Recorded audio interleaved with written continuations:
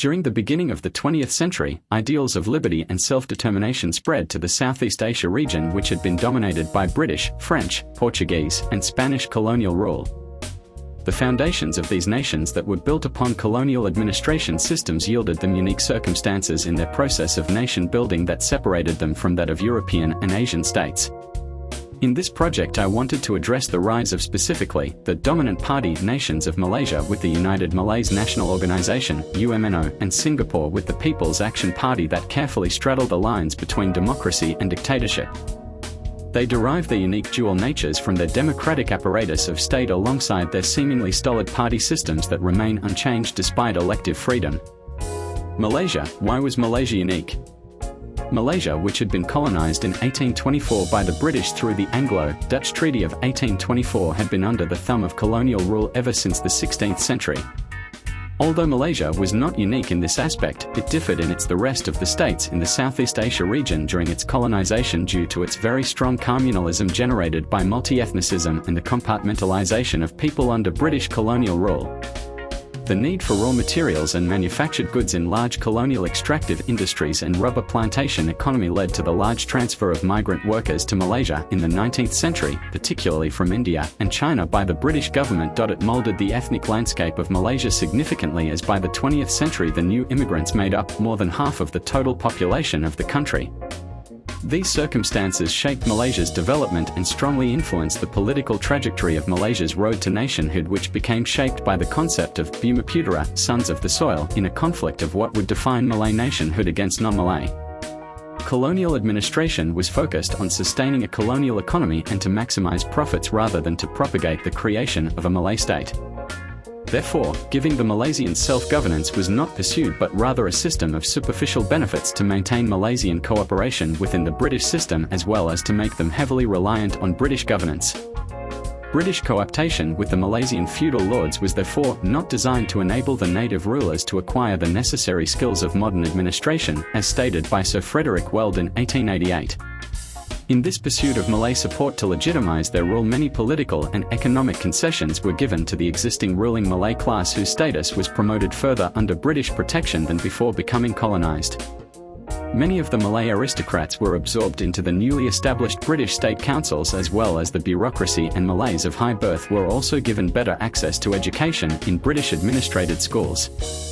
Such a system created deeply rooted problems, however, of a racially based class system which promoted Malay superiority and saw Indian and Chinese workers as alien to ensure that national front could not be formed against the colonial government.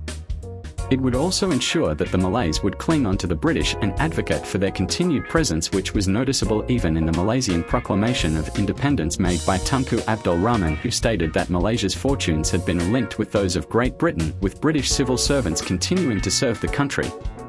The roadblocks to Malaysia forming nationhood and the subsequent need for a one-party state were thus because of the communal lines that had been deeply established within the psyche of the people upon which political discourse and action took place.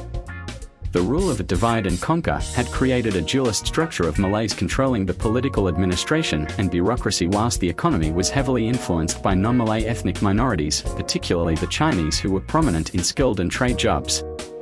What spurred the end of British colonialism in Malaysia and the beginning of nationalism had been described by Lee Kuan Yew in an interview conducted with the ABC that it was the occupation of the Japanese during the Second World War that had spurred the end of colonialism, which Lee described as its spell being broken over Malaysia. And the first lesson we learned was that if we wanted to look after our own affairs and run it for the benefit of our own people, then we should begin to organize and assert our own collective self.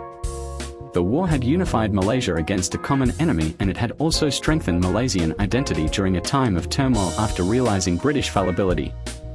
After the British reoccupied Malaya at the end of the Second World War, the UMNO, United Malays National Organisation, was formed as a response to the new governing scheme proposed by the colonial government of the Malayan Union, which would grant equal citizenship to non-Malays and transfer sovereignty of the Malay rulers to the British Crown. It had come after a consolidation of Malay identity as a result of the war and the Malayan Union proposal, which formed a distinct Malay identity of one who professes the Muslim religion, habitually speaks the Malay language and conforms to Malay custom. The UMNO succeeded in revoking the scheme and became committed to the protection of Malay superiority rather than national independence, choosing to retain British democratic politics and capitalism. It emphasized the way that politics would be dominated by the promotion of ethnic Malayan rights and nationhood first and foremost, with compromises made to other minorities only to remain in power. Such compromise was the basis, the format. Singapore, a separated state. Singapore, like Malaysia, which despite its trappings of modern representative democracy, has had the same party in power since 1959, since even before its separation from the Union of Malaysia in 1965. Singapore was unique in its national development to Malaysia in that it boasted a constituent majority of ethnic Chinese, commanding a supermajority in the electorate.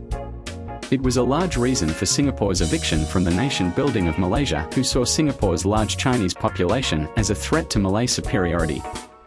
This subsequently contributed to the way that the nation of Singapore was constructed after separation in forging its own political path. Although the government institutions of Singapore are governed by a constitution accounting for a separation of powers, judicial review, and liberty under rule of law reflective of Western liberal democracy, it has been ruled with an iron fist under the People's Action Party.